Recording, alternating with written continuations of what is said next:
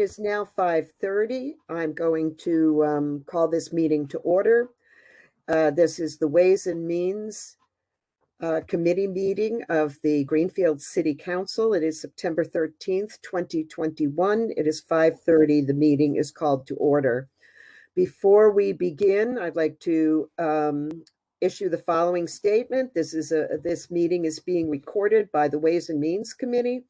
If any other persons present are doing the same, you must notify the chairperson at this time. Yes, Dawn Moran is recording. Okay, thank you, Dawn. Appreciate that.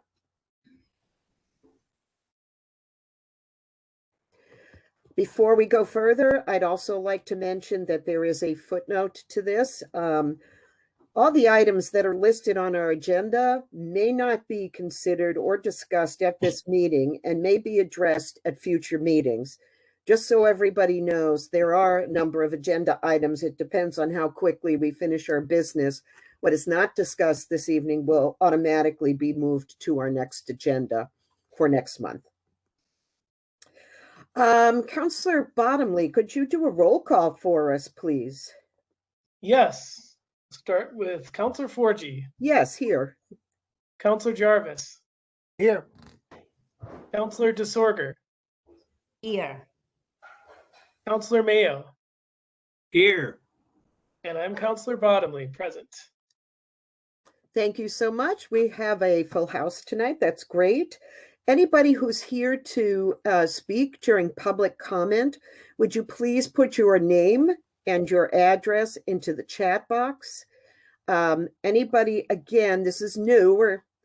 I'm reaching out here. We're trying to get some feedback from the community on any of the fiscal issues that are facing the city of Greenfield. And we'd really appreciate it if you are going to speak this evening, if you would sign into the chat box with your name and address. Thank you. I'm looking for an approval of the minutes from August 18th, 2021. So moved. Mayo. Seconded. Ed, Ginny? You can give it to Ed. Huh? Okay, very good. I All right. Thank you. All those in favor of these minutes as presented? Aye. Aye. Aye.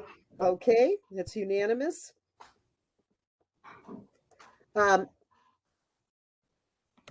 This is the part of our agenda that is going to be dedicated to public comment. I know that I have one person that is signed into the chat box. And again, if there's others that wish to speak, please sign into our chat box and give us your address. And the person I'm going to call on right now is Susan Morgathic. Susan, welcome, and we look forward to hearing your public comment. Please go ahead.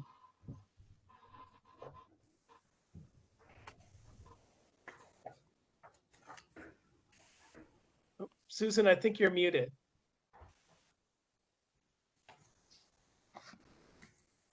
All right, there. There we go. Sorry about that. Thank you very, very much. I would like to thank the Ways and Means Committee for giving me the opportunity to speak about the usage of the City of Greenfield's ARPA funds. I know that there are many ways these funds can be spent, and the city has more than enough needs to easily gobble up $5.1 million. But during the past spring, through the auspices of Greening Greenfield and FCCPR, I coordinated a 9-session discussion of the housing crisis, which involved more than 350 people. That forum pointed to the clear shortage of safe, accessible, appropriate, and affordable housing in Greenfield.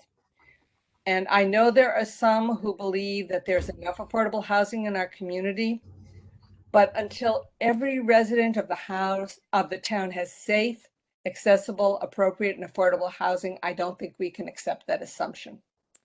I would like, therefore, to ask that, based upon the needs that were there before the pandemic and those that have shown up since, that a portion of Greenfield's ARPA funds go for the following things.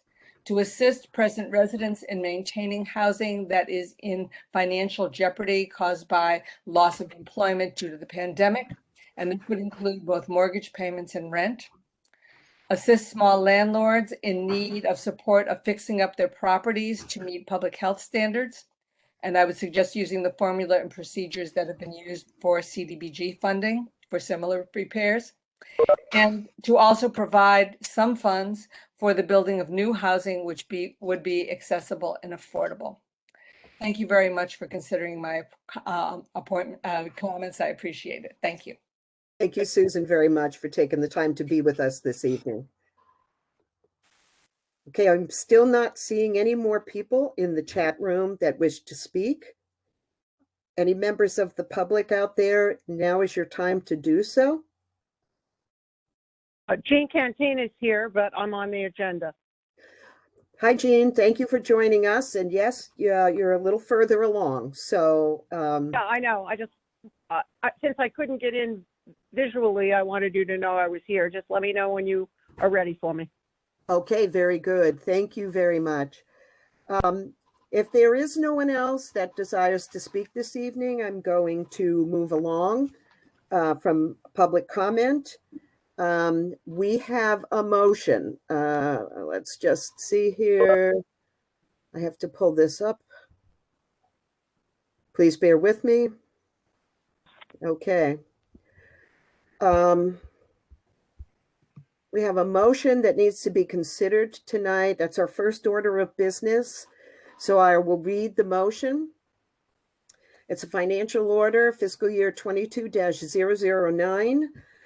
The City Council, upon recommendation of Mayor Rita Gardner and in accordance with Massachusetts general law, it's a reserve fund transfer request, moved that it be ordered that the sum of $10,000 be transferred from 0100-1320.5781 reserve fund to DPW Parks 0100-4380.5433 swim area materials to cover expenses associated with the unforeseen flooding at Nash's Mill Road recreation area. The reserve fund balance is $75,000. The balance in the swim area materials is $7,000. A majority vote is required. Is there a second? Second, Jarvis. Second, Mayo. Okay. All right, we're open for discussion. Anybody have any questions for Director Warner? He's here tonight. And I know that, I know this is basically regular business for us at this point, but if you have a question that pertains to this, please feel free. Councilor Mayo. Director Warner, is this for, I can't see if you're here or not, but I saw you Yes. at one time, but I'll expect that you are here. Is this for repairs from the damage, or is this for ongoing repairs that normally happen throughout the year?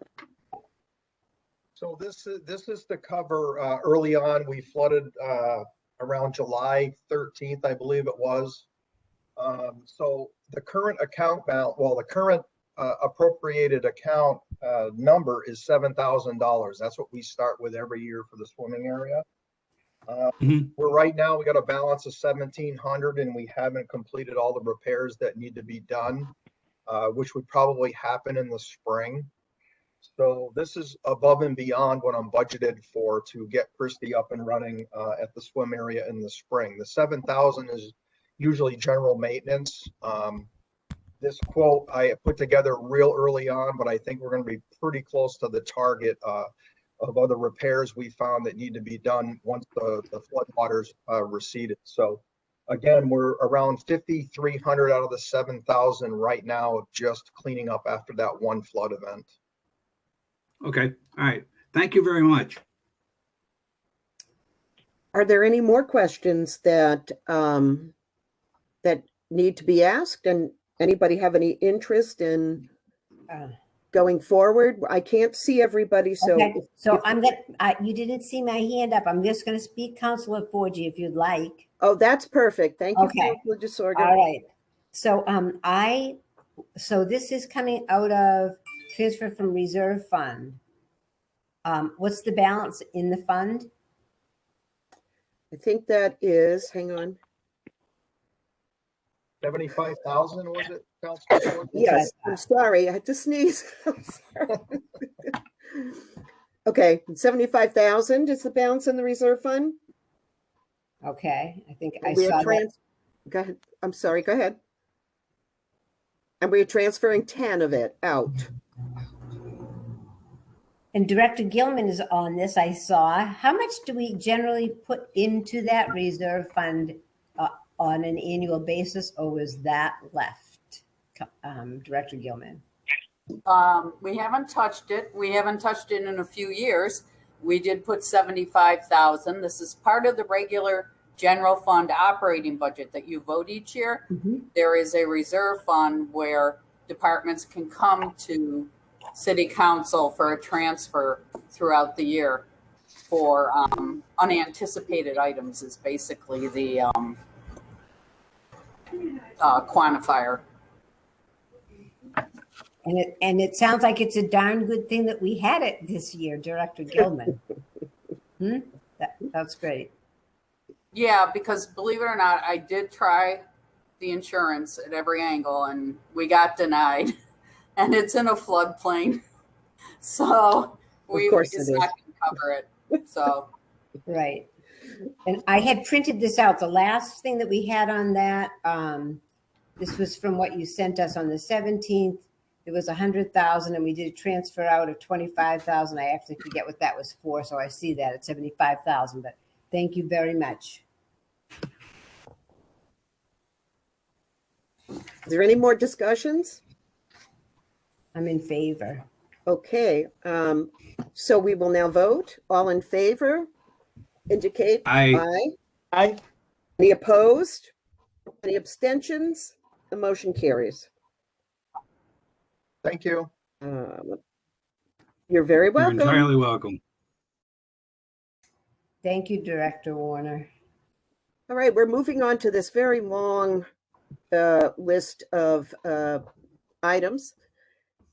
The first couple of things I wanted to talk about is I do believe that we have automatically taken care of these in other ways. And there are some things that we have done in our previous meeting. So I'm going to move quickly through this list.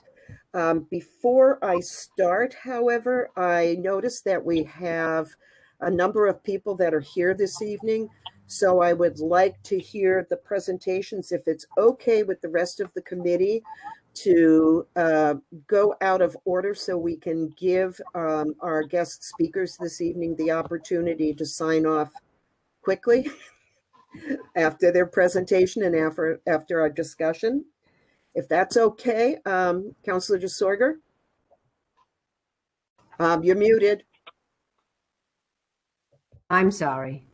I just saw, actually, when I looked over at participants to see who was there, there's a lot more folks that have signed in since we did this at the beginning. Did you want to, I'm just asking, did you want to give anybody a chance to talk if they signed in a minute late, or we're by that, Councilor Forgy? I think we're by that at this Very good. point. I'm good with that. I just was asking because when I looked over to participants, I saw quite a few. Thank you. Okay. Is everybody okay with us talking to our guests first? Okay. All right. We will move down the agenda a little bit first. Christy Moore, our Recreation Department Director. Good evening, Christy. Thank you for joining us here. We're just looking to hear your comments and your updates on how the skateboard project is moving forward and where we stand in the grant process. Sure. Can you hear me okay? You're a little quiet. All right, let me That's probably why. Is that better? That's much better. Okay. Yeah, so thank you for asking me to come and give you an update, although it's going to be very brief, because the grant has been submitted, as you guys all know. In August, we had our site visit with the state, and they just come and look at the area and make sure it's, buildable and isn't a swamp or something crazy that we're trying to do. And she was pleased to see that it was already flat and paved, so that was promising. And now it's just a wait and see. I did look back in preparation for tonight. In 2014, when we got our last park grant for the dog park project, we were not awarded until October 27th. So as I said all along, it's going to be late fall, maybe even early winter before we get a decision. But she seemed very happy with our application, and that's really all I have right now. As far as fundraising, on with the Friends of Rec and the Skate Greenfield group, we just had the soapbox races yesterday. It was a fun event, and the proceeds from that event are going to the skate park as well. We haven't had time to total everything. That's this week's project, but we're continuing to do small fundraising on the side to add to whatever grant amount we receive.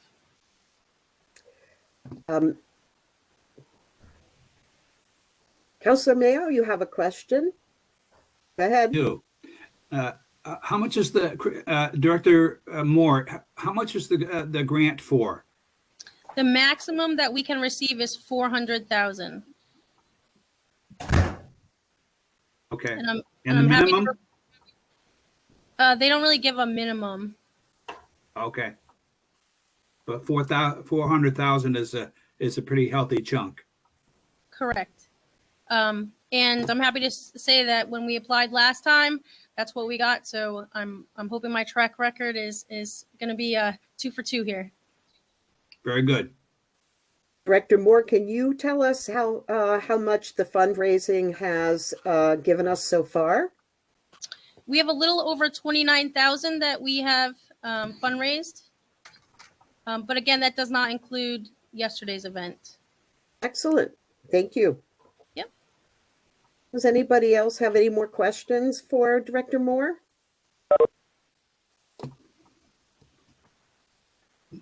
Your first fundraiser appeared pretty successful.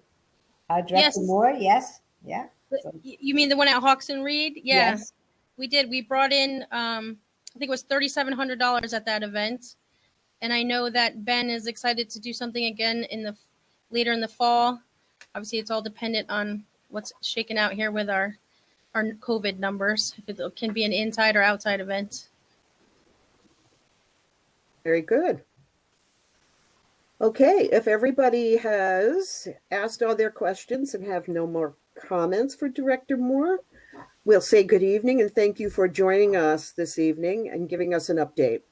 Sure, I know it was brief. I do have one question. You had asked about other grants, and I know I had submitted information to the mayor.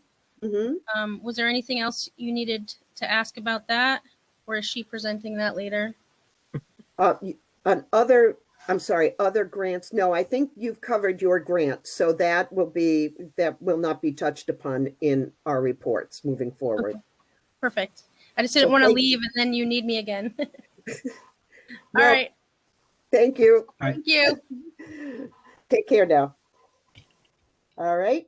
Next on the agenda, I'd like to take the opportunity to welcome to our meeting a representative from the Library Foundation Board, Jean Canteen. I hope I'm saying that correctly, Jean. And we're very glad that you could meet with us this evening. Again, we're interested in finding out what's going on as far as the fundraising project. And if you could comment a little bit on that, we would be very grateful. Thank you for joining us. Thank you. Yes, I'm Jean Canteen. I'm the president of the Greenfield Public Library Foundation. You pronounced my name perfectly. Thank you so much. And I'm very pleased to join you this evening. We currently have pledges of $1,850,000 as we enter the final phase of our fundraising efforts. And our intent is to give a check to the city council, not this week, if I understand correctly. The meeting has been postponed to a week from Wednesday. Is that correct? Yes, it is. Okay. Then it is from my the- intent to be present, I guess, again, via WebEx, if I can figure out how to get there, to present a check for $500,000 as we promised in a letter dated December 2020. And the Board of Trustees of the Greenfield Public Library, as well as all of our donors, will ask that this money be used by the city to lessen the tax burden for the citizens of Greenfield. And if possible, we would like this money put in an account, but we're reading a letter which says that is our intent. What else can I help you with? Could you repeat that fundraising figure again? $1,850,000. Wow, that is very impressive. A lot of hard work, I can Yes. tell. Absolutely, and we are starting our final phase, which will again be a community phase, actually with the presentation of the check as we enter the final months of the year.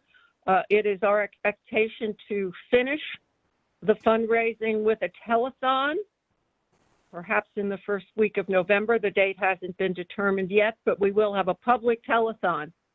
And we will be encouraging everyone between now and then to join us and everyone else in town to raise the remaining funds so we can meet our goal. And that goal is? $2 million. Excellent, excellent. Thank you for that update. We really appreciate it. Does anybody have any questions? I have a couple, but it's not for Jean. I have a question. So how does that work? How will Does what work? Oh, not actually, this was not for Jean. I delighted Jean. That's terrific. Fabulous fundraising efforts, etc. And thank you very much for that. And for coming to tonight's meeting. You're welcome. I guess the only other thing I didn't say that I think you would all be very interested in is that we have more than 400 donors from most of course from Greenfield, but many from Franklin County and beyond. So this is obviously a project that has struck the chords of many people with 400 donors already. Thank you. Ginny, you had your hand up, and then Ed had his hand up. So Ginny, go ahead with your question. I just listened to her letter of intent, and I was where are we putting this was my question, so that it goes for the use that it was intended. I'll take a stab of that, but Liz, I can see you. So I'm going to take a stab that it will go into either a trust fund or a special revenue reserved fund, so that it is restricted, and the use can only be to offset the intended purpose of the foundation, which is to offset the borrowing, which was their intention. Liz, do you want to, if I'm wrong, would you correct me? No, I just want to say that it's what is known as a restricted gift. So it may only be used with that intention. And basically, it's between that and the library grant, it's reducing the amount we have to borrow. To bond for. To bond for, okay. Does everybody understand that? Do they have questions for Liz? This is an offset piece, actually. I think that's what I'm saying. When you say it's a gift account, it's restricted and it's going to offset the borrowing. It'll be utilized toward the expenditures and therefore offset the borrowing. And this would be library expenditures only? New construction only, yes. Well, only, okay. And, it's not general library expenses. Right, got it. Got it. Ginny, does that answer your question? I'm going to pass and let somebody else go ahead. Ed, do you have a question? That answered my question, so I'm all set. Okay, very good. Anybody else have a question? For me? I'm seeing Doug. Is there someone else that Yes. wished to? Okay, go ahead, Councilor Mayo.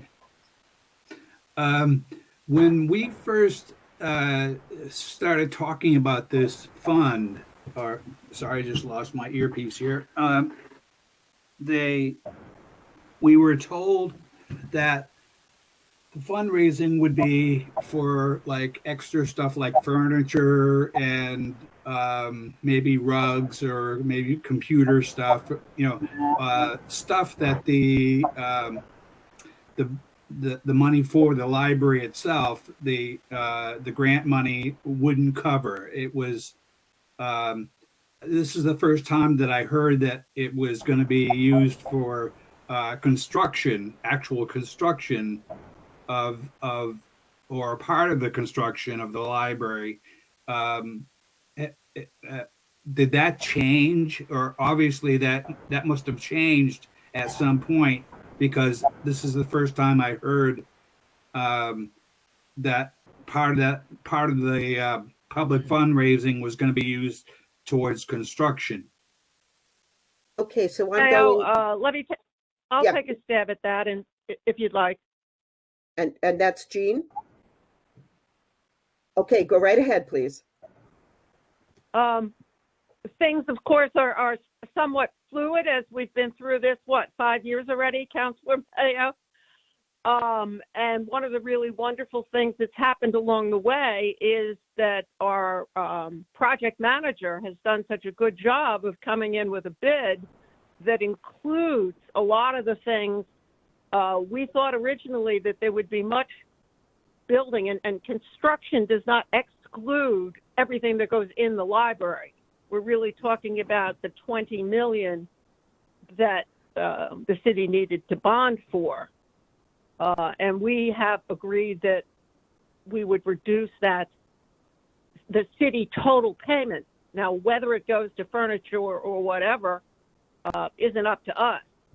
But the big thing that's changed is that the bid actually includes a lot of things that when we started, we were afraid the bid would not include. Is that Great. helpful? Yes, it is. Thank you very much. Okay. You're very welcome. Anybody else? Ginny, I'm coming back. Do you have any more questions? John, Ed? Okay. So, Liz, this is going to go into restricted fund, a gift account.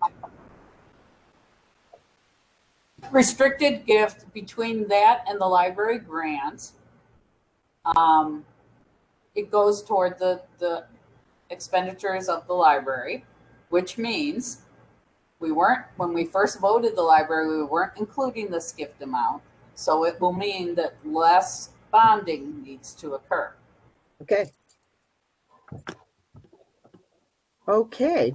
So I have a question while we're sort of on this, but Director Gilman, when do you anticipate that we'll do our next borrowing? You mean short term or long term? Long term. At some point, depending on the progress of the construction, right now we have not incurred anything for the library because we've received funds up front. Right. We haven't even had the short term. As both the library and fire station hopefully get underway, we may bond in a couple pieces because it just makes sense. A piece, depending on how far we are, a piece of the library, a piece of the fire station. It could be as soon as next June to do part of that. But again, it depends on the progress. For Okay. sure, we will have to short-term if we do not bond a piece. And just as a guess, I'm just asking, this a follow-up if I may, Councilor Forge. Absolutely, go right ahead.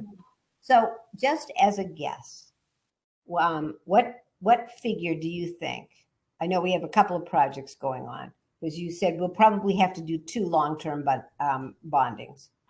What do you think we'll borrow for long-term in June? Just, I'm not holding you to it, just a guess. Well, for sure, we know what we're spending on the temporary station. That should be near 2 million by June with what we've incurred thus far, or obligated to thus far. Depends on the library. Depending on how far they go, I would have to look at his cash flow. He projected minimally, Dan Plata, the OPM, projected short-term borrowing sometime in January. We may not do the short-term borrowing if we bond in June. It's just most important that one or the other gets done by the end of June. So I'd have to look at his cash flow again. I'm sorry, I don't have it in front of me. Okay. I don't think they'll be halfway through the project. The construction contract was approximately 14 million. I don't think they'll be halfway through. But again, it depends on the progress of the project and having to pay that contractor. Right. Okay, are we all set? No more comments, no more questions? Thank you all. Thank you, Jean, very much for being with us this evening. Thank you. This is great news, and we really appreciate you making the time to join us. Thank you. You're very welcome. It was a pleasure to be with you all, and I'll see you all again a week from Wednesday. Okay, thank you very much again. I just haven't figured out how to transport a check through air yet, but I'm working on that. Gosh, we're working on just getting our WebEx up and running here, so. Okay, have a good Okay. evening all. Thank you. Thank you very Bye-bye. much. Thank you. Thank you. Okay, so the next piece of business I want to go to is actually, did I see MJ here? I did. Did I see MJ Adams? You did. Okay, hi MJ. We are looking to have a discussion on CDBG block grants and also some updates on pilot. Anything you can share with us this evening on the block grant and the pilot program, that would be great for us.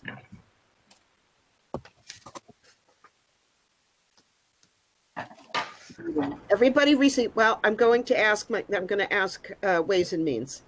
So everybody should have received a listing from MJ, all the CDBG block grant money that is out there right now in the fiscal years. There is a chart. My first question is, does everybody have that piece of information? I do. And we got something else from Lindsay today at 10:04. Okay. And I understand that we're going to need a little time to review that. So that particular piece, I don't think we'll be talking about this evening. I think what I really wanted right now is thank you. Yep, that's it. I do want people to, if possible, to have that screen in front of them. And MJ, I'd really like for you to give us the background information, very brief, please, of small city block grants, how they operate, where the money comes from, and how many fiscal years are open at a time. And I do believe we touched on some of this at the last meeting when you were talking about that you sit down with different agencies in Greenfield to decide the distribution of the funds. And then you take all of that information to the mayor, and the mayor actually makes decisions based on recommendations and need in Greenfield. So maybe, I don't know, is there any, let me just ask this. Does anybody have any questions for MJ about any of the block grants in the specific fiscal years? Or do they have a question about the procedure regarding the block grant? I have a Council DeSorga. Okay, so I have a question procedurally. So this is great what we get, Director Adams. I'm hoping not to slip in calling you MJ, but I'm trying to do this. I'm sorry. I'm sorry. I'm not good with that sometimes. Sorry. Okay. I'm fine if you call me MJ. It's so much easier. All right. Okay. So it looks like every year I can see that what we've gotten every year, and we don't really finish for the most part. A lot of times we don't finish spending every year. So how do you do that? Do you move it over to the next year, or you really call that fiscal year 2008, don't you? That's So can I give a little, how about if I give a thumbnail sketch of block grant and how the city uses it and how we allocate it? Perfect. And talk about how we administer it. So the city of Greenfield is called a mini entitlement community. And what that means is that every year we get, more or less, we get an allocation. We're considered a high need community. So instead of having to write a competitive grant application, the state says, Greenfield, you're getting 825,000, and there's 10 other mini entitlement communities around Massachusetts. They get the same message. You're getting 825,000. Please tell us how you're going to expend it. And in order to make a decision on how to expend it, we have to do a process where we have citizen input, and we have to do, there's two things that you have to pay attention to. You can fund eligible activities, and there's a whole list of eligible activities. And then the second piece is we have to meet what's called a national objective. The intent of the Community Development Block Grant is to uplift low and moderate income areas. And that can be neighborhoods that are predominantly lower and moderate income residents. It can be programs that serve low and moderate income residents. And there are some categories of individuals that are considered what they call limited clientele. For example, the handicap, elders, people who struggle with managing their activities of daily living are considered limited clientele. So if you're showing that more than 51% of the folks that you are assisting are those either low income or limited clientele, then you meet the low moderate income objective. The second, if you don't meet the low mod objective, you need to meet what's called the Slum and Blight objective. And Slum and Blight is a designation that a community can seek for certain areas of town. And in 2016, our downtown area was designated by the state as a Slum and Blight district. I know that sounds awful. The good thing about it is that it gives us a lot more flexibility in how we use our community development block grant monies. That is, we don't have to demonstrate that there's a direct benefit to predominantly low and moderate income people. So those are the two objectives. There's a third objective, but it's very rarely used, so I'm not even going to go into it. So we have these funds that come to us. We have to use them to benefit either low or moderate income neighborhoods, residents, or individuals, or to address conditions of slum and blight. And there's a whole list of eligible activities that we can undertake with those funds. We can't do everything, but we can do a number of things, and we have more flexibility, quite a bit of flexibility in terms of how we spend it, but we still have to spend it in line with federal regulations that sometimes apply other conditions that make it more challenging to use. For example, Davis-Bacon wage rates. Even though we can provide assistance in slum and blight areas to help people fix up the front of their buildings or to pay, to pay for their signs, what that triggers is some sort of oversight to make sure that we're paying Davis-Bacon prevailing wage rates, essentially. So it gets a little challenging sometimes. The way we make the allocations, how are we going to spend our money every year?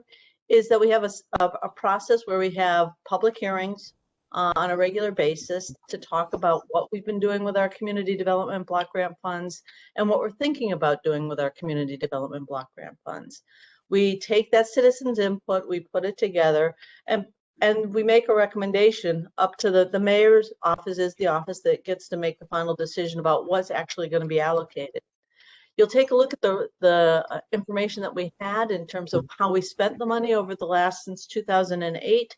You'll see that we did a lot of programming around rehabbing our housing stock, where we provided loans to private property owners to fix up their homes so that they came into code compliance. We have routinely provided a steady stream of funds to support a number of social services.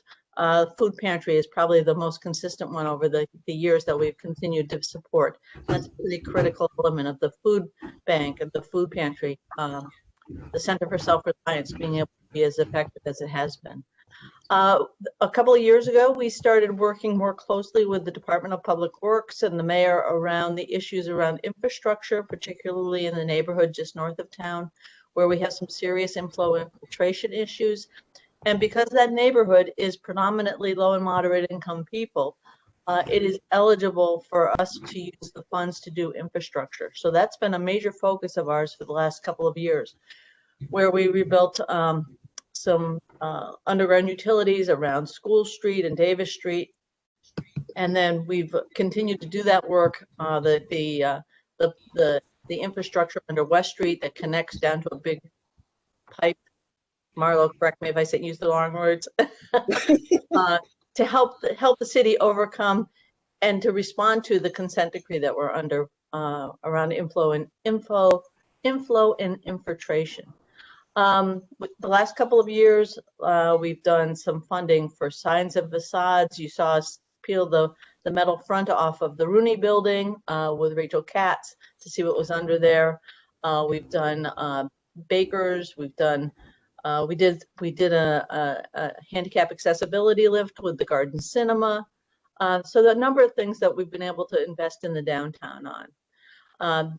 Current years that we have operating right now, we actually have some other housing rehab funds that we received just before COVID started.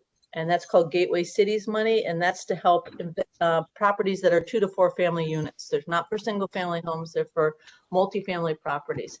There's been some technical issues in terms of starting up that program with some regulations that the state has on those properties, on the use of those funds. It's made it a little difficult to start up, but we're working through those issues, and we have properties identified that we're going to be providing some housing rehab, Gateway's housing rehabilitation money that has to be partnered with our CDBG money to be able to do what will be considered a substantial rehabilitation on a number of housing units in the neighborhood just north of downtown.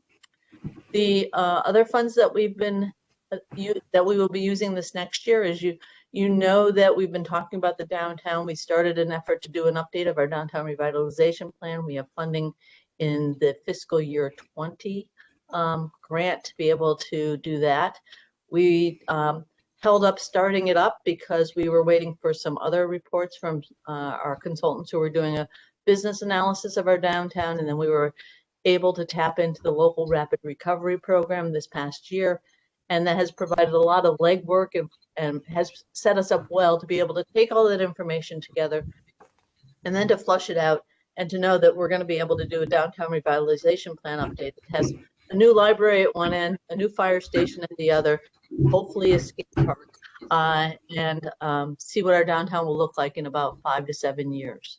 So I'll also say that with the, if you're looking at the chart for the community development block grant, you'll see that it says fiscal year 17, 18, 19. Those are the years that they're awarded. Typically, a community development block grant will take anywhere from easily 18 months, usually 24, sometimes a little longer than that to close out. I will share with you that in fiscal year 17, with the program year 17 for block grant, we actually had some funds, program year 18, we had some funds that were scheduled to be used on the demolition, or what was supposed to happen after the demolition of 188 Main Street. That was that It's now plywood, but it was the old Lucky Nails building that had to come down.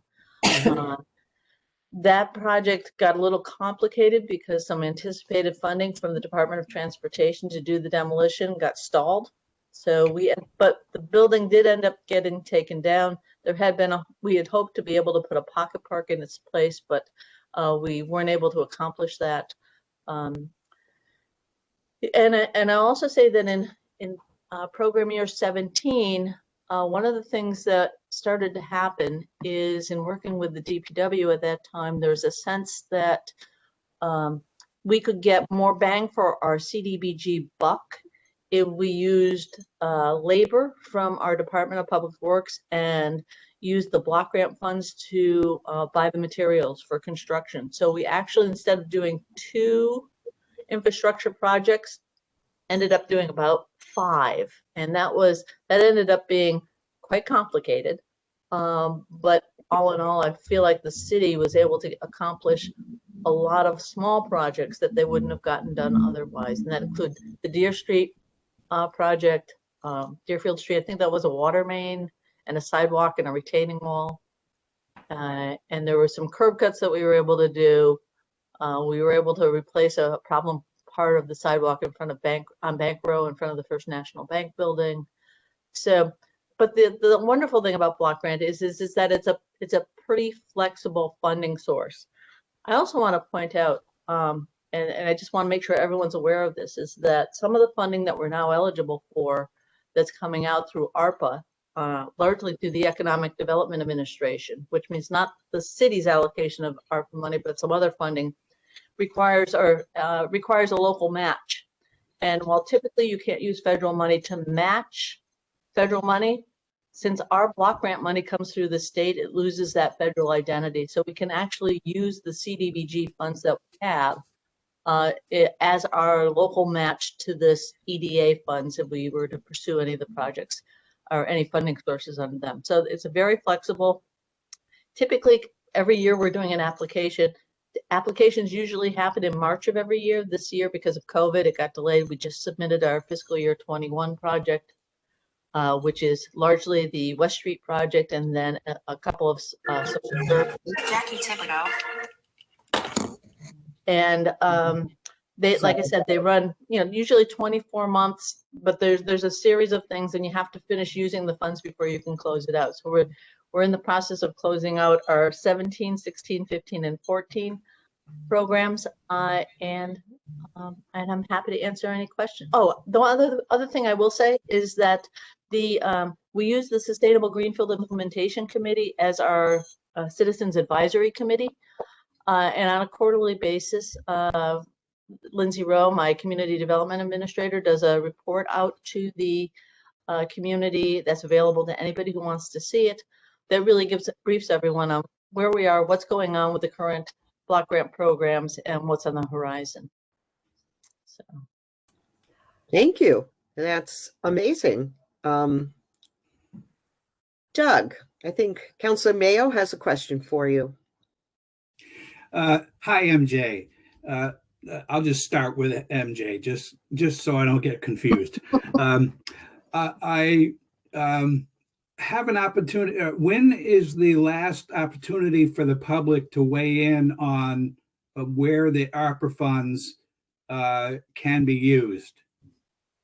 I think the ARPA questions need to be directed to the mayor and the finance director. That's not. I only guide the CDBG funds.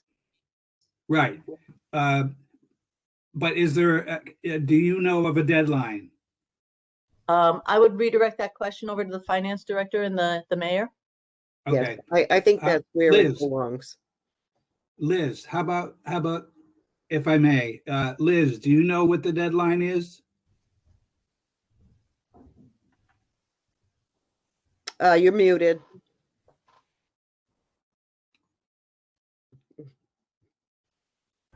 There we go. The expenditure of the funds you have quite a long period for, so it's more of when you decide your path to do it. There's not necessarily a concrete deadline.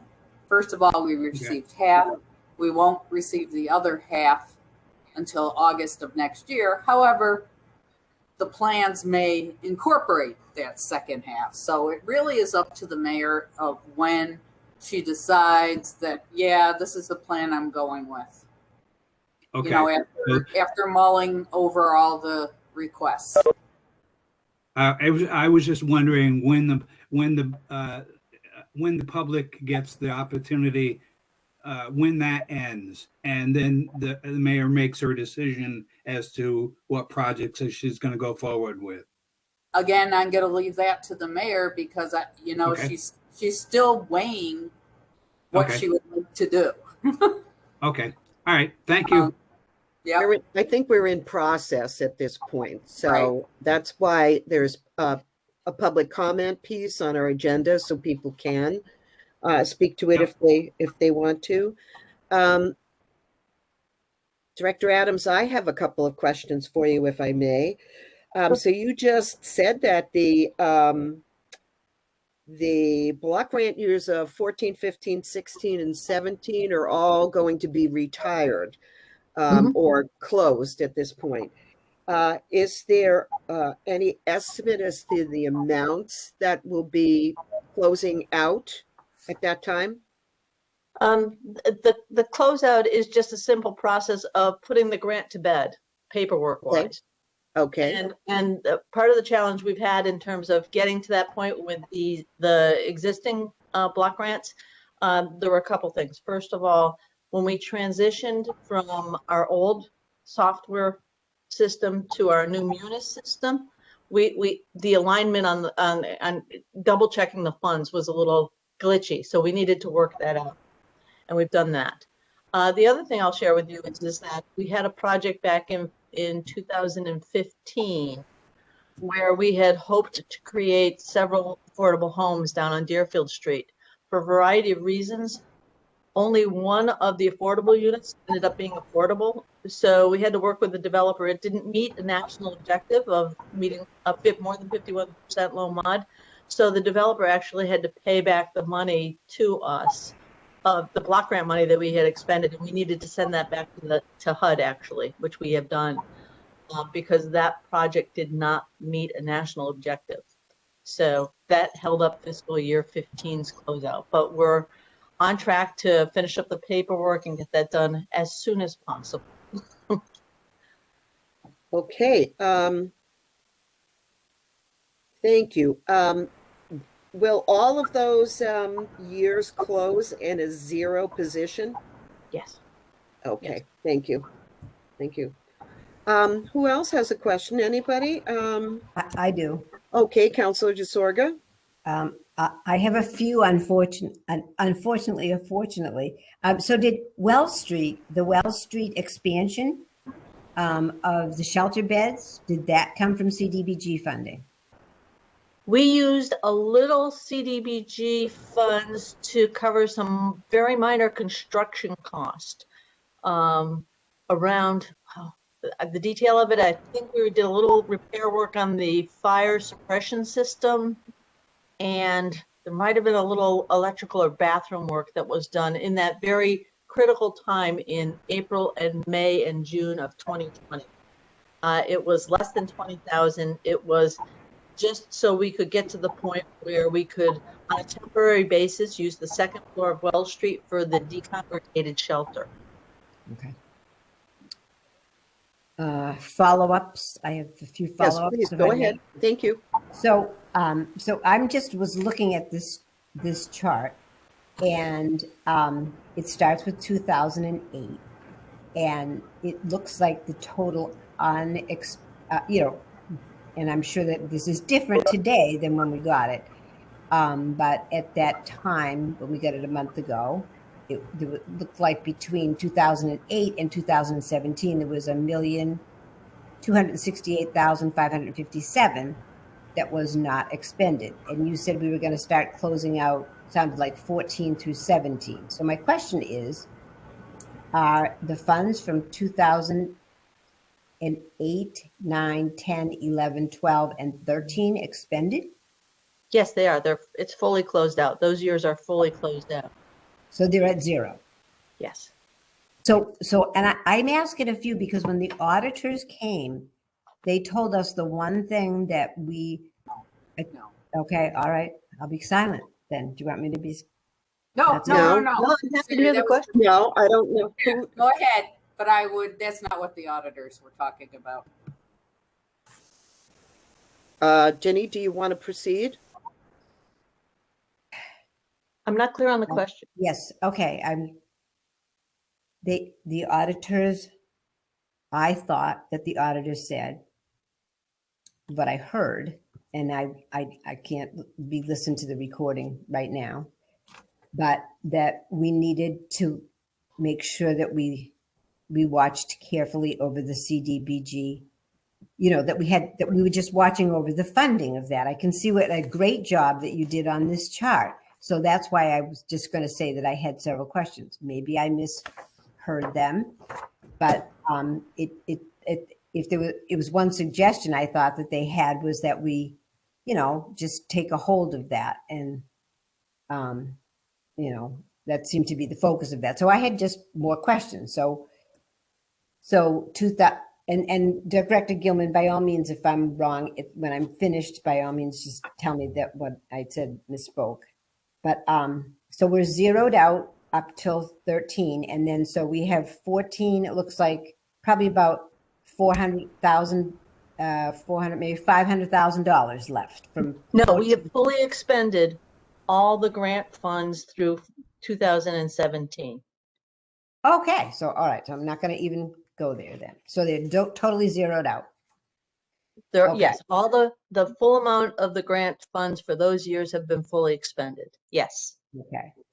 We are currently So- operating fiscal year 18 and 19 and 20. Okay. So one of the things that has come up at Disability Access, and certainly comes up in all kinds of places elsewhere, are our sidewalks. We have 17% of the people are disabled, 21% of them are over 65.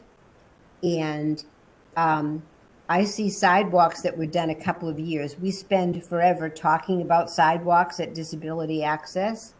I know that you spoke about slum and blighted area, that we could do things for the downtown. We've had presentations where people were talking about the access to downtown, because there certainly are a lot of people, low income folks, and people with disabilities who live near the downtown, and there are impassable, dangerous sidewalks, and people have been hurt. So what's left from 2018, 19, and 20? And because maybe I missed something, certainly could be. But what's left from those, and could we be putting it towards sidewalks? I work very closely with the DPW when they're making decisions about whether or not to do sidewalk work. We did a number of sidewalks when we had some flexibility with the fiscal year 17 money. We did the Wells Street sidewalk, Bank Row, Deerfield Street portion got it done because there was some other work that was happening there. And Marlo, help me with this if you remember it, but I remember putting some money into Deerfield Street. And I think you did Hope. I think it was right about the time I returned or soon before. We had the sidewalk replacement near the Regary's place with the retaining wall. Right, the retaining wall. We had to rebuild that retaining wall and redo the sidewalk. Yeah. And I think there was a few other areas on Deerfield Street that had small sections replaced. I think I only used block grant to do the area just north of Regary's place. We have historically also, we did Washington Street as a major project a couple of years ago, and Hope Street, both sides of those, both the east and west side sidewalks on those a couple of years ago. And they look fabulous. I'd like to say I'm delighted with all of the things that you have done. I didn't say that. I'm delighted with all the improvements that we have had. I just think that at some point, if we were to do all of the sidewalks in town over, or even all the sidewalks that are close to town, that would be several $1 million. And have we spent any of 18 and 19 and 20? The answer is yes. We have spent most of 18, most of 19. What we have hanging out in 18 is some unexpended, the matching funds for the housing rehab programs that I talked about. Mhm. We have 2 different properties that we're working with gateways, and they need block grant to match. So that's what we have in 18. In 19, we are substantially complete. I looked at the numbers today, and I think we're like 91% of the funds we've expended.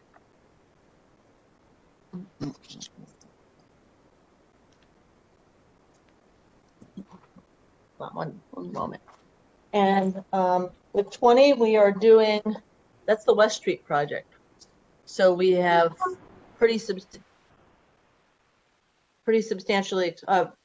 yes, West Street Phase 1 is in the works right now. I think it's pretty substantially well along the way. I will defer to Marlo because his folks are really there on a much more daily basis than I am. And then our fiscal year 21 money that we just submitted for would do Phase 2 West Street, which is the other side of West Street from Conway to the end. If I got that right? Conway to Elm. Say again? Conway to Elm. Conway to Elm. Okay. Yeah. Yeah, and the current West Street Phase 1 is about 2/3 in. They're on schedule. So, But I think the point, Ginny, might be that do we have a comprehensive plan for sidewalk upgrading? And I think that while we would love to have that, and clearly I think we're encouraged to do that, given the needs of our downtown population, that, there's a lot of demand on funds for infrastructure in the community. right. Well, there's probably never enough. Go ahead. I'm sorry. I don't want to monopolize this. Go ahead. No, that's fine. I would also note that West Street, at least I think it's in Precinct 8, and that is an area that qualifies for a lot of urban renewal pieces. Is that correct, MJ? I wouldn't call it urban renewal. I say it meets the low modding area benefit. Yes. Okay. And it's also what's called an environmental justice neighborhood. So. Okay. Thank you. I have one other question for you. Are you the one that's responsible for keeping track of all of this? Is this all your accounting responsibility? No, You're sharing it with Liz? No, you remember Lindsay came on as my community development administrator, and I will share with you that with block grant, there's a lot to learn. It's a dense program, and the only way you learn it is by doing it. And she has been ramping up, and she's been terrific, and she's actually the one who generated this worksheet, and she does sort of the day-to-day operations. My challenge is that I know that block grants can intersect and support other work that the municipality has on its plate. So my goal is to try to figure out how we can leverage what we can do with block grants so that it supports the work of the DPW or the social services or the park department or the needs that are expressed by the CDA. So that's my goal, is to figure out how we can get the best use, the strategic use of CDBG funds to help the community's other strategic projects.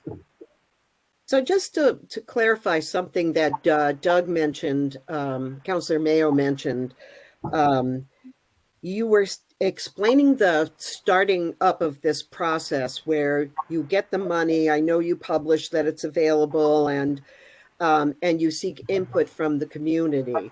How does the community contact you? Do you put out an all points bulletin or whatever it is to all the agencies in the area and say that funds are available? And what we do for the sort of the standard and usual is we do there's a legal ad that we put in the newspaper. We do a press release.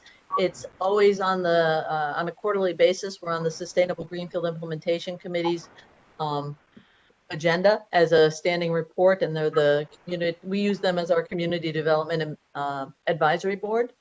So, and they're very much tuned into what's going on in the community. And I think the Sustainable Greenfield Implementation Committee is very much tuned in and has all sorts of public forums and supports a lot of community engagement about what our priorities should be. So that's why we look to that committee to really serve as a sort of the sounding board of where we're going. And then, but clearly, you know, there's some decisions that have to be made about what resources are available, and that's the CEO's job to make those final determinations. We can make recommendations, we can give feedback and input. I'll share with you that we usually pencil out, I try to pencil out a 5-year schedule of what we think we should be thinking about using block grant for. I'll tell you, the mayor, Wita Gardner, was pretty distracted at the time that I would have done that with her in 2020, but we're looking to do that because we'll have another application that will go in next March for the subsequent year. And so I feel like it's helpful for us to have a sort of a penciled out 5-year plan of what we're thinking about so we can advance the conversation and get ready to do a good application in terms of requesting those funds. The other thing I will say is that very specifically for the social services piece, we do an RFP on an annual basis. We're involved with the Franklin County Resource Network. That information goes out through the Franklin County Resource Network. It's a monthly meeting of most of the social service agencies that are active here in our community. So we feel like that's a very good network to be able to communicate. Okay, I see 2 hands up. One, Councillor Jarvis, then Councillor DeSorga. Go ahead, Councillor Jarvis. Yeah, just get into the mute button. Sometimes it's hard to get over there. I know. MJ, I would just at this point, I'd just like to say thank you to you and your staff. Working with the federal guidelines and state guidelines, I know from a little bit of experience that I had, but you definitely have more than I do. At times you want to pull your hair out, bang your head against the desk, open the window and scream. So thank you to all the hard work and the dedication that your staff puts in, and for your presentation made a little clarified some gray areas that I'm not speaking for everybody, but for that I may have had. So again, thank you, and thank you to your staff, and thank you for the hard work and dedication that you have and the great work that you've been doing. So keep it up. Great. Well, thank you, and I appreciate that. And it occurs to me that it might be helpful for us to, we typically do the quarterly report to the Sustainable Greenfield Implementation Committee. I think that it might make sense for me to just advance that report to you folks, because you don't read enough papers, you don't get enough paperwork. That's true. I'm happy to forward that out, and know that me or Lindsay or my new staff person, Christian, are available to help answer any questions you might have on block grants. So happy to do that. Thank you. Councillor DeSorga. No, it sounds like it's quite the complicated process, and you have a lot of rules with it, don't you, MJ? With what it can and can't go for. And I've never done this. Does it by percentages? Like, should you be spending a certain percentage on housing and a certain percentage on this? I know it sounds just like Councilor Jarvis has done this before with grants. I have not done that ever. I mean, I have no experience with that. In terms of the expending the funds on housing, I'll share with you that that's a large priority from the state. I will share with you that we are limited in terms of how much money we can put into each unit by the state guidelines. And given the quality of the housing, the deferred maintenance in some of our housing stock, it's hard to get done what we need to get done under the dollar limits that we have, which is why we pursued this other money, the gateway funding money. But I do think that it's a very wise investment to spend some of the money on housing. There are some particular complications with some lead laws that have just made it pretty difficult over the last couple of years. And quite honestly, I think the state needs to have a sort of a caucus to talk about what are we trying to accomplish when we're doing housing rehab, because that's assistance that goes to private individuals, and we want the housing stock to be in good condition, but it can also, you can spend a lot of money fast on houses to try to get them to code, and we're required to take them to full lead abatement. So that gets challenging in and of itself, but the housing conversation is a pretty important one. But I do think that I'm trying to figure out a way that we can engage the state in a more real, sort of on the ground, what it means to try to run housing rehab programs with the number of constraints and timeframes that we have with the block grant funds. A follow-up, if I may, Councilor Forgy. So I'm going to go back to one of my favorite subjects, the sidewalks. I'm sorry, but no, I'm like on this. They come forward. I've been to actually several of these over the years, many of them. The complete streets, the whatever. I've participated in many of them. I didn't know where the ideas came from. So I'm glad to hear that. You know, that mostly it comes out of the sustainable greenfield. Are there? I don't know if there's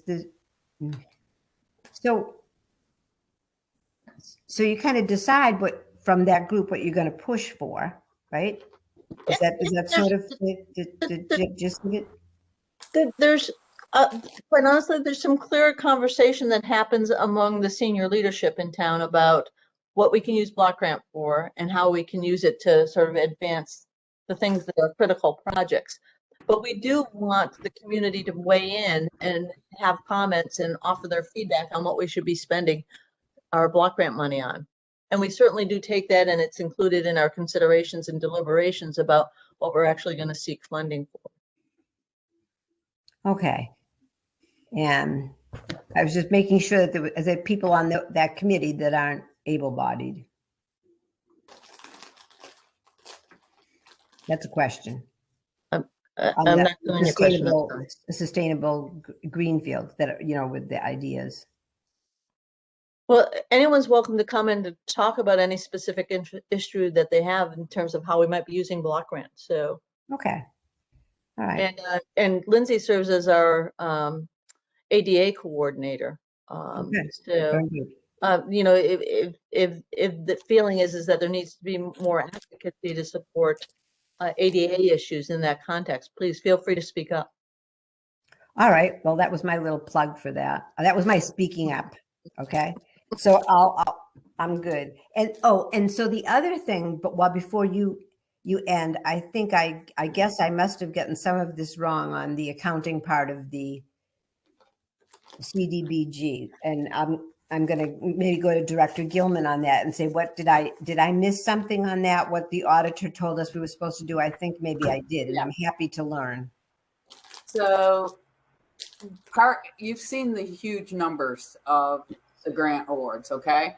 It's reimbursable. And what the auditors were saying is stay on top of the reimbursements because it hurts the city's cash flow.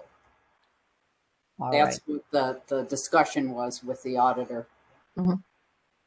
And we've made corrections about the first year when I was doing the reimbursements. I was not aware that there was an end of the year impact. I knew that we were fully reimbursable, but it was shared with me that we needed to make sure that at the end of the town's fiscal year that we had put in a drawdown from the state to get reimbursed for all that we had expended. So I learned that one year. The following year, we had a construction project that I think came in. We had like $100,000 bill on June 30th that I had already done the drawdown at the end of the fiscal year on that day because I knew I had to do it close to the end of the fiscal year. I was not expecting a $100,000 invoice, but we had one. And so the second year we got dinged on that, and I take full responsibility for that. But I think this year we got it right. I know we worked really hard to get it right. So I'd like to say thank you too, because I didn't get that, Director Gilman. I thought listening to them, that wasn't what I thought. So you were right and I was wrong. I thought we were supposed to be making sure that we had an accounting look. And I thought, oh, I'm really paying attention to this because I think it's my job, but it's the reimbursement piece, and it's a complicated thing. And I didn't understand that. I just like to say I didn't get that. I missed it. Thank you. I have a question. Councillor Bottomley. Yes, this is for MJ. Do we have on the infrastructure projects, do you ever outsource those, or are they all pretty much considered within what our DPW can cover? No, the big ones we outsource. It was that fluky year where I believe, and I'm not really well versed in the DPW funding, but my sense is that they had staff that were available to do stuff, but they didn't have enough funds to buy the materials to put the staff to work. So there was 1 year that we used a lot of block grant funds, bought the materials, bought the concrete, so that the DPW staff could actually do the labor. We have a very talented DPW staff who's able to do this. So we got the biggest bang for the buck out of the block grant money we had, and we kept our guys busy. The second piece is that these big jobs, absolutely outsourcing them. You know, the one West Street is a big project that is outsourced. That would just swamp any department. And you know, we bring them in, we monitor them, we work very closely with Marlo and his staff to make sure things are going as they should be, and it works really well. Thank you, and thank you for your presentation. It really was excellent. It cleared up a lot of questions. Good. Glad to hear that. Councillor Forgy. Oh, Councillor Forgy. It's the mayor. go ahead, Mayor.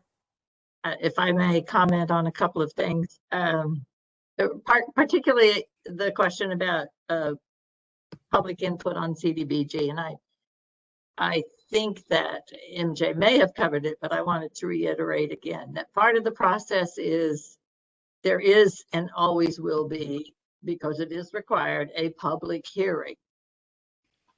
And that public hearing is posted in the newspaper. It is posted in on our social media, or it probably was this year. I can't speak to previous years. So there is that opportunity. I am fairly certain that MJ and her crew would take public comment on CDBG at any point in the year based on her presentation. But you have to keep in mind, not everybody in the public heard that presentation. So just know that that public input piece is a requirement, and it certainly can be done. It happens, and MJ, you can give me the timeline or give them the timeline. It happens close to the fiscal year in which we are attempting to expend funds. And it is generally a public comment on the way in which we have decided to spend the funds, as much as it is how we might try to spend the funds in. And I too want to thank MJ for her excellent presentation. And I hope it helped, and I hope it informed you of things that you perhaps didn't know. Thank you, Mayor. You know, it always was a bit problematic when people are looking at an operating budget, seeing that there's not a great deal of money in operating budgets, but then they'll make a comment, oh, well, they were able to do X, Y, and Z with this particular amount of money. It's important for people to understand that there are different pieces of money that come into the municipality, and that you cannot use a CDBG block grant for a general fund expenditure. And that used to always get to a lot of people that didn't quite understand the nuances of municipal finance, but it's very important. And so what you did this evening, MJ, was wonderful. Thank you very much. We really appreciate it. It really sheds a lot of light on all the different pots of money that the city gets and how we get to expend them. So thank you again. Sure. You're not Councillor Gilman, but that's okay. Would you like to be? I just wanted to piggyback on what you said, Councilor Forgy. I pulled out an old memo I had done when I was with the Greenfield Public Schools. And the title of my memo was, "Thou shalt not supplant." And I looked at it and I'm like, you know, this might be good. I can just add a few things to it. But it basically touches upon what you just said. Supplanting is a very important issue, as well as that grants have specific purposes. It's not, you know, so I may dust off that memo Okay, and send it out. we will be looking forward to it. All right. Thank you. Thank you again, MJ. We really appreciate you being here with us.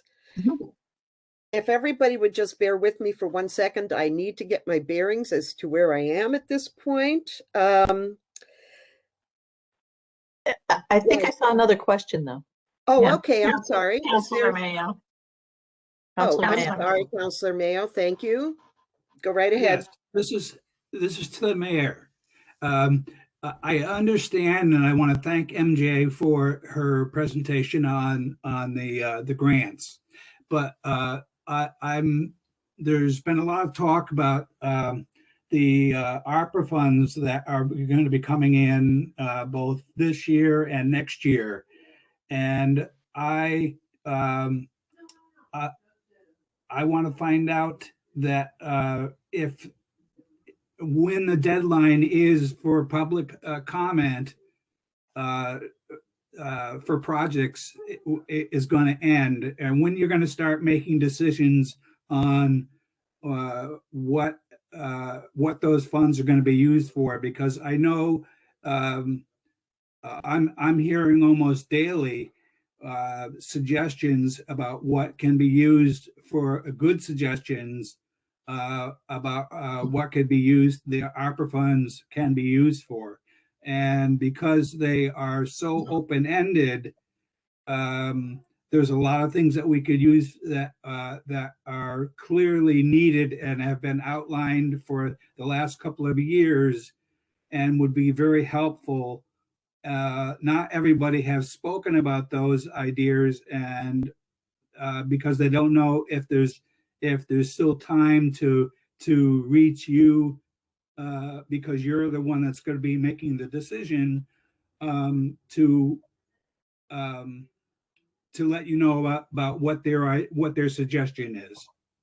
So okay, I'll let you weigh in. I think your question was, is there a deadline? And the answer Yes. is, well, by way of explanation, ARPA funding is not CDBG funding. It does come from the federal government, so it follows more or less the same rules, but then it doesn't. So, and that rule is that it is up to a mayor to ultimately decide how federal funds are spent in those particular cases. The guidelines are quite different. And in this particular case, as you were asking, under ARPA, there is no deadline per se for public input. I have let it be known. I have let it be known more than once at a city council meeting when I speak of ARPA, either if I'm asked or at a Ways and Means meeting if I'm asked, that I'm happy to accept public input from counselors, and I'm happy to accept public input from the public. And we have received several emails from the public as to how they would like ARPA to be funded. More importantly, I believe, and I'm fairly certain I said it at the last city council meeting, that I hope, and I still hope because it's only September 13, to do a public information session on ARPA, which will be, of course, a Zoom session, or not a Zoom session, but a WebEx online forum.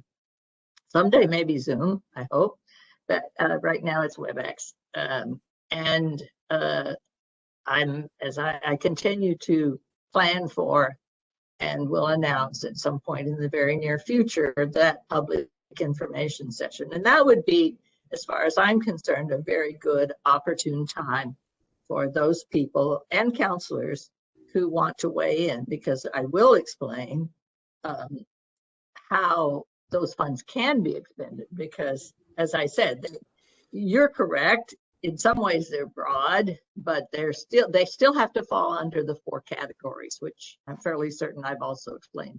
I don't expect everyone in Greenfield to know that. So that's why I'm Right. doing the public information session. No, Right. I don't have I a think particular that's- date for you. I know we'll look Okay. forward to moving forward on this. And again, anybody who wishes to speak at Ways and Means meeting on opera or any financial issue, they have the opportunity to do so at our monthly meetings. So I do appreciate people taking the time to join us. And I'm sure we'll be able to get a lot of suggestions out to the mayor, positive actually. If we're all set with that, I'm going to go back to the agenda if I could for just 1 minute. There are a few things on here that I think we've already discussed, and I'd just like to mention them so we can get them off of our agenda. We wanted to talk about at one point types and kinds of expenditures that are allowed for different uses. In regard to that specifically, it was the ARPA funds that prompted the question of what are we as the Ways and Means Committee expected to weigh in on, and what is the council's function and responsibility when it comes to these things. We can weigh in on anything. Our major goal or our major responsibility is general fund, and that is the budget. That's what we vote on in the budget. And I hope that answers a lot of people's questions as to what is our responsibility. We are enabled to deal with general fund and appropriations and revenue, things of that nature.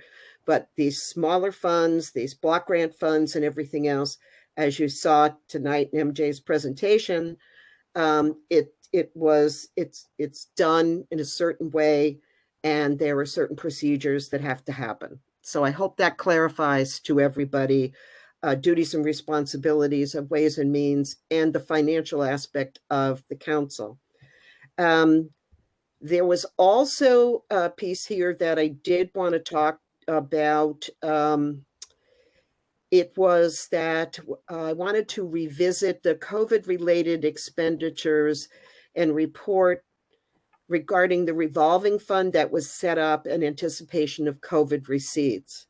We did receive a report back on that we at the time were asked to increase the Public Health Special Revenue Fund from $10,000 ceiling to a $300,000 ceiling. We also got a report back that we didn't need anything in regard to expending money from a special revenue fund, that expenses are offset by the monies we're seeing come in now through FEMA and CARES Act and ARPA.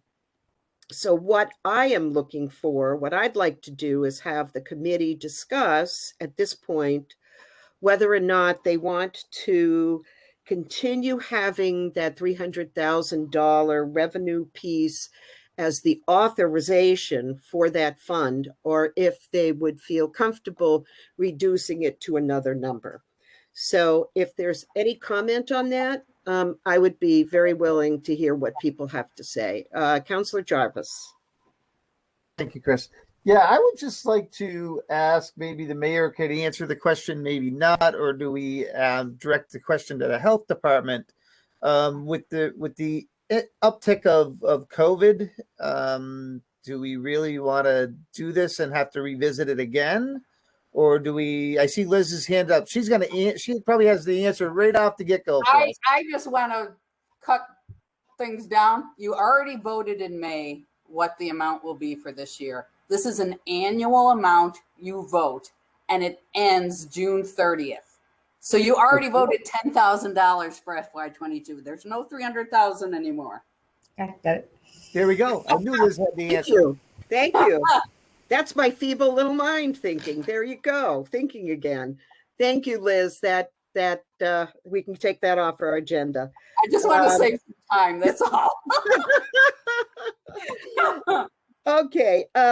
So I would like to next go to the breakdown of the mayor's discretionary fund, the revenue and expenditures from the beginning of inception to date. I know we have received, where are we here? We have received a chart on mayor's unrestricted. I keep calling it discretionary. I don't know if anybody's got any questions on it. Again, Chris, yes. I'm not sure that that went out to the full Ways and Means. I didn't realize that did not go out. I just put that request in to Kathy, but maybe next meeting because I know I think just you and I have that. Okay, that's fine. We can put that on the agenda for next meeting. I have no problems with that at all. Let's see, what else have we got here on our agenda? Oh, I would like to actually move the discussion on the grant list that we received, that are current grants that are currently in use in the grant and grant purpose. That's quite an extensive list of grants. I think it needs to be read publicly, stated what we've got in grants, but I'm really thinking that tonight might not be the right meeting to do it in. I would like to go next. I'd like to ask the mayor if there's any updates on the Coombs Avenue purchase. I'm happy to answer if you'll give me 1 second to plug my battery in so that I'll Sure. cut off in the middle of it. That's okay. And then the other piece I'd like to talk about this evening with the parties that are here is to revisit the pilot agreements. Again, I'm not clear on how they are currently classified, and it would be important for me to understand what I did know about pilot agreements and what I think we now have. So pilot stands for payment in lieu of taxes. I don't know if it even has a new name now, but I would like to visit that this evening if we can as well. So Mayor, if you're all set, I'd love to hear an update on Coombs Ave. Well, remind me again what it is that you would like on Coombs Ave, just a status report? Yeah, that's all we're really looking for right now. Is there any progress being made? I wouldn't have any financials at this point. There is a lot of progress being made, and I'm sure anyone who drives from High Street down to the Rotary can see that that particular lot has been cleared, and that is definitely is part of moving us to closing. So I would say we've entered the home stretch. There is definitely a little more work to be done on that site. And then, of course, there's the legal side, which is preparing the paperwork for closing and so forth. So that the preparing of the paperwork for closing is starts with the sellers. Their attorney needs to do that, and he is doing it. He is in communication with the city's attorney on that side. As far as the environmental remediation that needs to go there, we are waiting. We will have to wait until closing for a sign off from the Department of Environmental Protection from the state before we can close, because we want to do everything we can not to accept we want to make sure that whatever was called out in the report that needed remediation is done. And we have not heard from them. I was hoping to have an update today on where we're at with that, but I know that we have a little bit, not we, I'm not talking in terms of the city. The sellers have a little bit more work that needs to be done there on that. So that's, I'm sorry it's vague, but that's just what it is. That's fine. We are a heck of a lot closer to the end of that process than today than we were I think the last time I either updated Ways and Means or the City Council or both. So we are definitely entering the home stretch, and we're glad of it. Okay. And we had a meeting this evening, one of the many this evening that I've attended with the Fire Station Building Committee, and I think we're in good shape. Thank you, Mayor, very much. All right, so let's, I have two more things. The pilot program I wish to discuss this evening. I am going to ask Liz Gilman to start us off, and Mayor, we'd appreciate your comments as well. Or if you want to do vice versa, that's okay. But we'd really like to figure out the status of our pilot program. So thank you. Yeah, I think I would defer to the mayor starting because the mayor's office negotiates the pilots. No problem. Thank you. Okay. Well, if you'll give me a minute, so if you have another item on that agenda that you'd like to go to that doesn't involve me, I will have to look up that information. Unfortunately, the next one on my list is the Court Square project, and a list of accounting for that. So well, you'll have to give me a moment, because as I recall telling you, I was not even planning to be here because I had to be on a school committee meeting, but okay. Gave me special dispensation. So okay, very good. I will be, I'm happy to report on the pilots, but I need to get the information. Okay, that's fine. Councilor Forgy? Yes. Councilor DeSorga? Yes. So to the fires, back to the fire station, are we, can we still ask anything about that? Yes, yeah, because we have the mayor in front of us, yes. Okay. Yes, just, do you know when you might have, do you have any anticipated closing date, you know, on the Coombs in Maine? The answer is yes and no. Okay, all right, that's fine. Fair enough. I live in a life like that. Does that mean maybe? And so does the mayor. The hope is by September 30th. We really are hinging upon sign off from the DEP and completion of the environmental remediation, which I do believe is going to occur on Wednesday, but I don't want you to hold me to that. So, but just know that they need to, I'm talking about DEP, need to be notified that that has happened. So I honestly don't know how much longer how much longer it would take for them to do it. Shouldn't take them long at all in my book, but you know. Okay.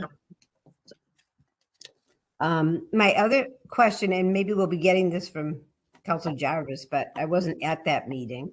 But I was, you know, it sounds like you've had an awful lot today. But on the fire station, the temporary fire station, the Prospect Street, the expenditure and Prospect Street, is that going to be a place where people will, can you tell us anything about that? That's all. The financial. I read about it in the newspaper, and so it would be great to have everybody updated on the scoop. I'm happy to do that. I was waiting for the question. The temporary fire station is in very good shape. The firefighters have already started moving into the fire station. They have done an extraordinary job of stepping up amidst all the other duties that they have to pack and move in to the fire station, to the temporary. The goal, and as far as I know, there's no reason why we aren't meeting it. The goal is to have them ready to begin using the apparatus bays and the temporary Monday morning bright and early. How it relates to so Monday is the whatever it is, they plan to be in by the 17th. That's Friday. I would not hold them to that because there's always something that comes up. So they have the weekend to finish off everything so that they could be ready on Monday. How it relates to 13 Prospect is this way. 13 Prospect is part, and certainly Councillor Jarvis can weigh in here just to make sure that he either confirms what I say or he may or may not have heard something differently. But how it relates to 13 Prospect is when we received, I don't know if you'll recall this or not, but the modulars, in the first instance, when we put out the bid, the bids came in and they were a certain way. We were supposed to have modulars that accommodated, a modular that accommodated all of our needs. That became too expensive, and we had to, in essence, go back to the drawing board. And this is months ago. So that meant we had to get a different style of modular and to accommodate a certain amount of needs. Keep in mind, one is the administrative side, one is the sleeping quarters side. So we now have two modulars that accommodate the sleeping quarter side and a certain level of the administrative side. But when we had to reduce the cost and we had to go to the 2 rooms, we realized that we did not have the amount of space we need fully for the administrative side. And what that means is the fact that the fire chief and primarily the ambulance staff that have to file reports, so the EMT portion of their duties, did not have enough space. There was going to be at some point in time 9 people working in one room that was not large enough to accommodate them in a way that needed to be accommodated. And it was also determined that the general public who does do business with the fire station, whether it's seeking a burn permit or other questions or things that they have to go to the fire station for, the general public would be going into 2 separate buildings that really were not set up to accommodate. Well, they would never go into the living quarters, but they would be going into separate buildings, have access to a building that really was not, did not accommodate the general public coming in. So that is why we moved to find additional space for the administrative offices. And that means we need space for the fire chief to have private conversations, either with the public or with his firefighters. We need space for the general public to be able to come in and not be burdened by all of the other activities that are going on at a fire station in any day, nor have the firefighters having to get out of the way of the general public. So we are moving in. That's sort of a synopsis of how we came about the need to get additional space. So we set about, in much the same way we have throughout this project, the chief set about trying to find space. We originally had one entity that was going to provide us with 0 rent, but did not, that was not able to happen. So he went looking for additional space, and those spaces were more expensive than, and private. These are private land, people that have private spaces that we could rent. I did not want us to have to be paying monthly rent on top of other expenditures if we could help it, or certainly not something that was above and beyond what we thought the budget would bear. So we did kind of, at the end of the day, have the space in the 13 Prospect, which is the brick building, which is adjacent to the fire station. One of my requirements of the chief was, I do not want you in a far-flung distant, having your administrative building be in a far-flung area of Greenfield away from your firefighters. You need to be within proximity of them, regardless of what it is you're doing. So you need to be near them. So that was my requirement of a space that Chief Strahan could find. At the end of the day, as I just said, the space at 13 Prospect kind of fell out of the blue.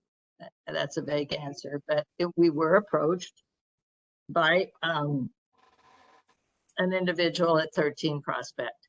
That building, by the way, is owned by the state. So we will be working with the state. We will be contracting with the state. They offered us a very good space that is both handicap accessible. That was the other piece of the using the modulars. If you've made a tour, if you've gone up there, or if you can even just drive by and look, they're not handicap accessible in the way they should be for the general public when they need to do business. So this space is handicap accessible. It is in the basement of the building at 13 Prospect. It is a large enough space to accommodate 4 rooms.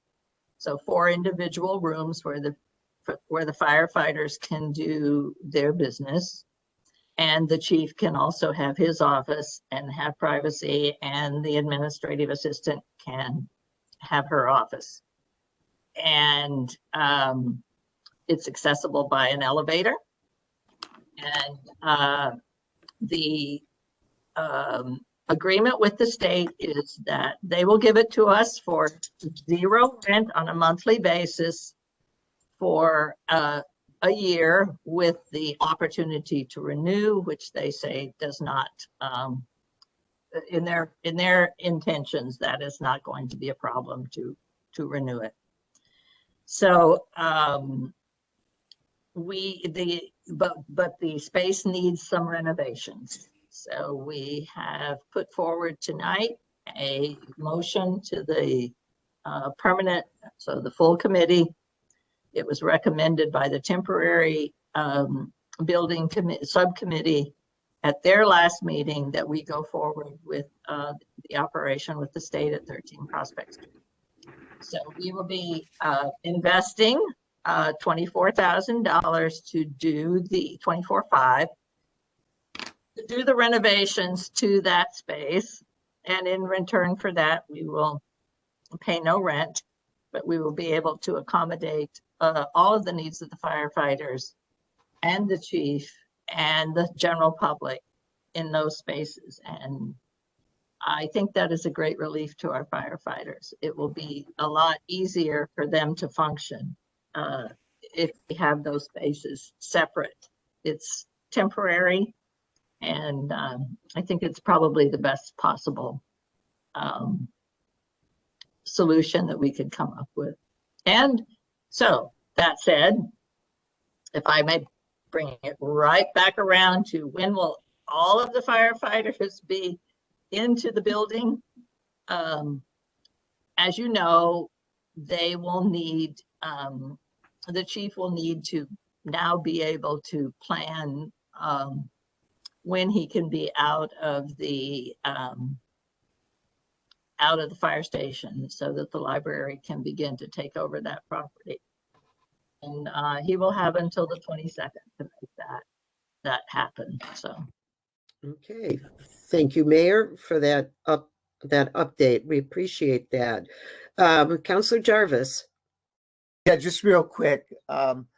News to follow at 11. I have a full page of notes that I've converted to the city council. So the full city council will get their notes on today's and last week's meeting. And like the mayor said in one email to me, it's to quote John Lennon, "It's been a long and winding road, but we're getting to the finish line." So patience, and news will follow at 11 to the full council tomorrow when I have some time to type it all up. Thank you. Thank you both. Thank you. Mayor, can we move on to the pilot? Can we do that Yes. quickly? Yes, That'd and be I, whoops, forgive me. If what I can see, thanks to Director Gilman's email to me, we have pilots with 401 Liberty Street, the Greenfield Housing Authority, the Grapevine, and Just Roots. I don't have access to all of the agreements tonight, but I'm happy to put that, which I realize I have not done yet. I think I indicated to you it can take a little bit of time to get all that information together and to you to answer that question. Okay. But right now, those are the 4 pilots that are PLOTs, or however they say it. Pilots. Payment in lieu of taxes. Taxes, okay. Yeah. And I will do my best to get you by the end of the week, the information that not only comes from Munis, but also what the agreements say. And if you have further needs than that, I'm all ears, because as I said, I can update you in an email, and I'll make sure it goes to all the members of Ways and Means. Okay, thank you. I appreciate that. We just have a few minutes. Are you prepared to talk about, I keep calling it the discretionary fund, the mayor's discretionary fund? Yeah. No, not that one. I'm sorry. Court Square expenditures. I did want to see if we could get to that this evening. Liz, I don't know. It's actually MJ. Okay, wait a minute. Liz, you're muted. If you Sorry, MJ Okay. had all that information. She did send it out. Okay. All I right. think- Then Is she still on? I don't Yeah. think she's still on. Oh, Yeah, you are? No, she's here. She's here. Oh, Yeah, I'm yay. here. Okay. okay, MJ. I hate to do this to you again, but we'd really like to have an update on that. Sure. I think you have the, there was a listing that we sent out to you, correct? I have a listing of, yes, it's a spreadsheet, January 2020 to date, mayor's unrestricted. No, that's Court Square. Oh, I'm sorry. Wait a minute. I don't think I have that. You don't have it. Yeah. But that doesn't mean that it doesn't exist. Is there something that you could just go down and talk to us about? Just give us the list. Sure. I don't have the, I don't have access to the exact dollar numbers, but I can certainly tell you what we expended some funds on. Okay, that would be fine. Thank you. But I'm happy to follow up. I'm sorry, there was a report that I thought we'd sent off back in July when there was a request for some information on that. But anyway, that would be, I appreciate knowing that. I thought that report got sent a little later, like maybe August, and I was looking there. So I apologize. in any event, I'll make sure that we do a resend of it tomorrow morning when I get back to the office. Happy to Okay, do I would that. appreciate that. If you could just let us know what you've got right now. I know there are members of the public that are listening. That would be really good. And I'll tell you, this is off the top of my head in terms of the equipment and the expenditures that we made to implement the pilot closing off of Court Square. And Right. that included we had to have a Berkshire Design did a little design work in terms of laying out the traffic configuration. I think that was less than $2,000 on Okay. that. We had some a line striping company that had to come in and did the restriping around Court Square, Newton Place. So there was that. That was somewhere in the neighborhood of about $5,500. We have the plastic barriers that we had acquired. We actually acquired quite a few because we thought we were going to be making those available on outdoor dining. We also ended up doing so.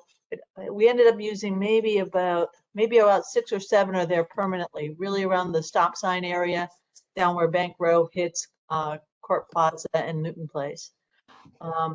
We also included we bought some New Jersey barriers for the city. I think we bought, let's see what they run. I think there's about 5 that are located at Court Square. We had some in other locations also. And then we had the planters that were fabricated by a local manufacturing, a local woodworking shop over on Hope Street. And we have 1, 2, 3, 4, 5, 6, 7 at Court Square. And then there was the furniture, which was the 24 sets of the table with 2 chairs and then 4 Adirondack chairs. So all in all, somewhere in the nature of, I would say about 18,000 is what we expended on the Court Square project. That was funded fully 100% with Mass Shared Street funds. But I'm happy to get you the detail on what we expended specifically for Court Square on that. Okay, that would be great and very helpful for our next meeting. We appreciate that very much. Okay, we're getting toward the 2-hour mark, and I always think that's a good time to stop the meeting. I want to thank everybody for being here this evening. What we did not cover, I will try to bring forward into our next meeting, which happens to be October 19th, 2021, 5:30, either in City Hall meeting room or via WebEx.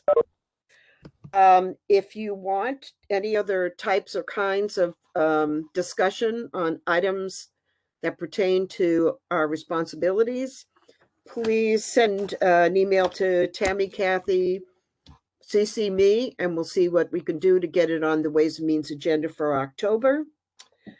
Are there any other questions, concerns, considerations, comments, anything anybody else wants to bring forward at this time? Councilor DeSorger. 2 things. First, I want to say thank you for getting all that information to us. And Mayor Rita Gartner, I think that we are asking for you for a lot of information at a time when you're dealing with COVID and the fire station and the library, and I'm grateful. I wanted to say that first. And secondly, just to save myself, because I don't type very well, as you probably can tell, I just wanted to give you my quick rundown, which I did say to Director Gilman the last time, the things that I thought for ARPA, and then I'll let this end. But I'm hoping that we can finish the broadband, and I don't know if sidewalks are allowed. That would be one thing, and Portland lose. And that will just save me typing. I'm just saying those things out loud, and I'm silent after that. But I do want to thank you, because I know that everybody's doing a million things at once, and I'm grateful. So thanks. We've taken note of those 3 things, Councilor DeSorger. Thank you. I'm not 100% certain that sidewalks can be covered. I wasn't either, honestly, but I keep trying. Okay.